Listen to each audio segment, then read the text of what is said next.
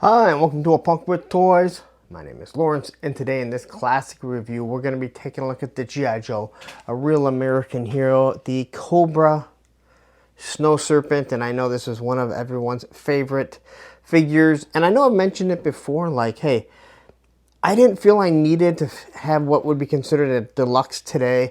A lot of different stuff. Like, that's not why I bought a figure, but I definitely did remember when a figure like Snow Job, the Cobra Eel, who's also back there, he's going to be done next, the Snow Serpent, when they had a lot of stuff. It didn't make me want him anymore, but it definitely made me look at him and say, hey, there's all kinds of stuff on here. He's actually pretty cool. So anyway, we're going to take a look at this guy.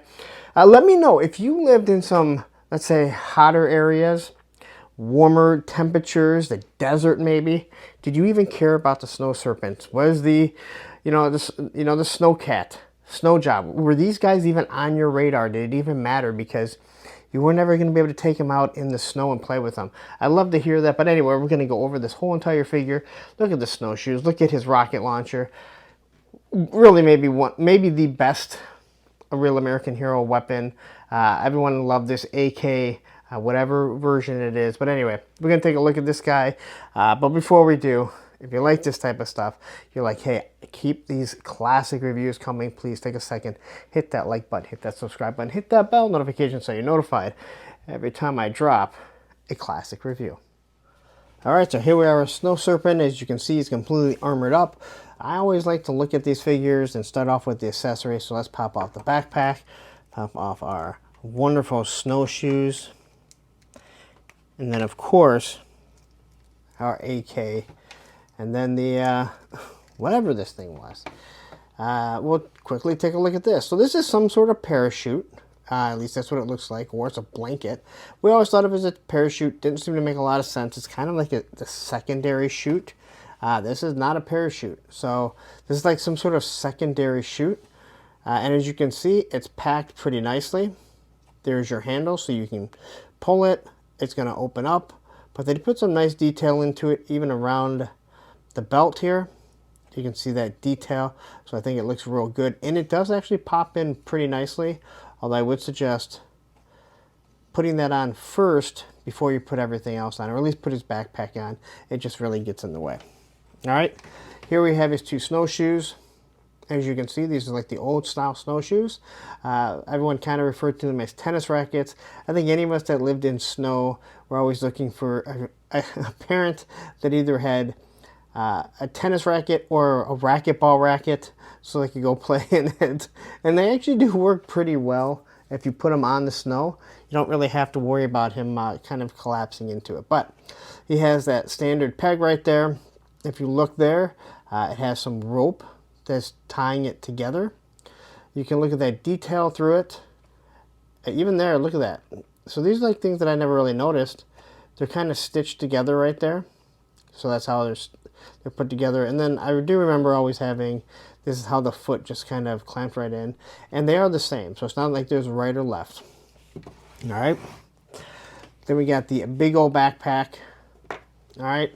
So looking at this, there's a lot of pouches on here. And I love the fact that this guy can carry everything on his person for the most part. All right. So looking at here, you got your, I'm assuming there's probably like a bedroll up here, but look at the clamps there, the clasps that just kind of hold that thing together. It fit underneath there, so it's not going to be moving all around. Same down here, that buckle, it's hidden up underneath there, tucked away. It's going to roll up underneath there, and you can see how it's all pouched up. So you can see the wonderful like creases and everything. Then you got a nice pouch right there, little button. And then over here, who knows what that's supposed to be, but the fact that they made it so you can plug that rocket launcher into that is awesome. And then once again, here you have the same thing. You have a pouch with some nice belt buckles on it. As for our rocket, it does have the arm, so it can go down. It just kind of clamps right in there. Now this is probably the most lost thing of anything. So you look at this rocket, you know, I kind of quickly looking at it now, I'm wondering if this isn't just a rocket, but maybe a rocket that's going to propel some sort of rope so he can climb up some the ice mountains or anything like that. All right, but it is just round here, and you really shouldn't have any issues, but you just kind of set it like that. No issues whatsoever. And once again, if you look right here, that just plugs right in there. So a lot of times if you're buying this aftermarket, well, that's the only way you're going to buy it now. This may be missing. You may actually have the rocket, but you're actually missing the stand. I'm assuming by this point, someone has got to be 3D printing these. All right, as for our actual Snow Serpent, this is not my original, I don't believe, although I do have my original because he was played with, but there's no use getting rid of any army builder like this. So starting off here, we have the nice blue goggles. It has pretty good paint. You can see how they're attached right up here onto his actual helmet. So rather than they being like a separate piece, it looks like these are actually part of the helmet, which has a nice design that runs down it. He's got a black mask just to keep him nice and warm. They did no eyes, but I'm assuming they probably tinted that out. Maybe that was their thinking, let's tint it out. But you can see the nice slits through there. And even right here, you can see, oops, you can see how it's hooked right there. Then you got this nice outer lay right here, so it's going to keep him nice and warm. So they're just kind of showing you exactly how warm it is, but he's kind of allowing this to open up a little bit. The blue and gray, okay? So this is kind of where you get the idea of color. There's no mint green in this because there's no mint green in military. So looking here, you have these nice blue straps going down. You have all this design inside of it, all right? So you can kind of see how it's going to zip up. It's covered up so you don't see any zipper, you don't see any buttons. It clasps together right there. So there's just like a little hook that's going to hold that together to keep it where it's supposed to be. You can see underneath here, all this stuff is meant to be what's actually holding on this really large backpack, all right? And then even on the back, you see how it goes all the way down. It goes into the belt, and then it actually goes underneath it, so it doesn't move anywhere. And again, this is once again showing me that this is some sort of parachute. Now, how this parachute is supposed to work, I have no idea, because this, as far as I know, is not a parachute. But the detail in it, the wrinkles in this, again, this is one of the more detailed figures at this point. Looking down here, he once again has one little pouch on this arm, and then he's kind of got the fur gauntlets here that are supposed to be gloves. Keep him nice and warm. Let's be honest, this guy's going to be cold. He's got the Cobra symbol over here because there's nowhere to put it on the front. So he is branded here, I guess you could say, and then he's got the same type of gauntlet there. Onto the belt, you can see how it loops together, and it's just going to wrap up all the way underneath here, so you don't have to worry about that coming off. Going down his pants, he's got two big pouches right there. You can see the nice detail and the line going all the way down here. And then you get to the boot, and you can see how this is covered in, how this is like elastic in, so he's not going to get snow up in his boot. And even here, the boot looks to be completely covered, so you don't have to worry about snow getting in, his feet getting cold, no frostbite, anything like that. As far as articulation, these guys were now looking down. They kind of look up a little bit, not very much. I hope that one of the O-ring companies starts to look up. He looks side to side there. All right, T-pose is perfect. They swivel at the shoulder. You get your 90 degree, actually a little over 90 degree arm bend, your swivel arm battle grip. All right, then you turn side to side. They can move back and forth just a little bit. He does get a, you know what, I was told not to do the Jean-Claude Van Damme anymore, and I think I'm going to stop just because it puts pressure on the crotch. So, but for these are supposed to go like this. That is the way you really want. He has a perfect L so he can sit down in anything. Maybe he's stolen a snowcat and he wants to steal it. And then you got this nice, perfect 90 degree knee bend right there.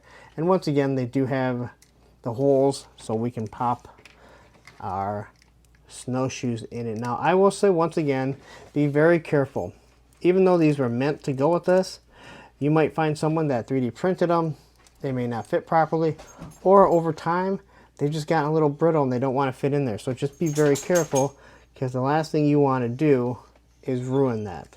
And you can see Roman is ready to leave this area, but we're going to finish this. If you don't know who Roman is, that is my dog. Watch my live streams, Monday Night Toy Ramblings. You'll usually see him come strolling on in here if he's not here to begin with. There he is, the backpack on him. The one great thing about this big backpack is since he has the snowshoes, you don't have to worry about him toppling over. And you don't have to have an ugly stand. Although I do understand stands with smaller figures like this. So there you go. Oh, you know what? I didn't even look at all this, and I didn't even look at the AK. And I talked about how much I love it. So anyway, looking at this, I think the reason why I like this gun so much is it reminded me of the A-Team gun. All right? So you got this long stock right here. It does look like it's supposed to be collapsible. It does fit right into his shoulder. You got your grip. You have what looks to be a very long extended magazine. You got the barrel. You got your iron sight right there. And I mean, this gun is just awesome looking. And again, I really wish they would have done something like this. I think it would have fit him pretty damn well. But here he is, armed up. And you can even put that in his shoulder. It's one of the few figures I think that it works because it's kind of angled downward. But it really works for an O-ring. But I will say it again, if you do have the gun or any of their guns and they don't fit in their hands, it's okay. Fit it however you can. Don't risk breaking the thumb. Although every time you break a thumb, you've raised the price of everyone else's vintage G.I. Joes. There he is. That is a review of the Snow Serpent. All right, so there you go. That is your Snow Serpent review. Again, I love this guy. It truly was one of my favorites. I was really happy when they did the classified version of it. My only gripe when it came to the classified was when they did the retro card, they didn't give him his AK, or an AK in gray, shall I say. And I can get that, but it's a whole nother story for a whole other show. But if you're gonna do retro carded figures, you should come with the retro accessories. But anyway, I want to hear about this guy. Did you have it? Did you army build it? Were you someone in the desert that said, hey, you know what? I had no snow, but I absolutely love these guys, and I love Snow Job and all those guys. So anyway, there you go. That's all I have to say. But I'd love to hear a little story that you might have, especially if you did live, let's say, up north in Canada. Yes, they say A after a lot of things. Not all of them, but a lot of them. But anyway, there you go. Tell me a little story, but before we do, please take a second. If you like this video, hit that like button, hit that subscribe button, hit that bell notification so you're notified every time I drop a classic review. And now what I'm going to do is I'm going to take off, but you're like, hey, I need more of these videos. You're damn right you do. Right up here will be another video of the classic review, and down here will be a playlist of all the classic reviews of figures that I've done so far. Take care.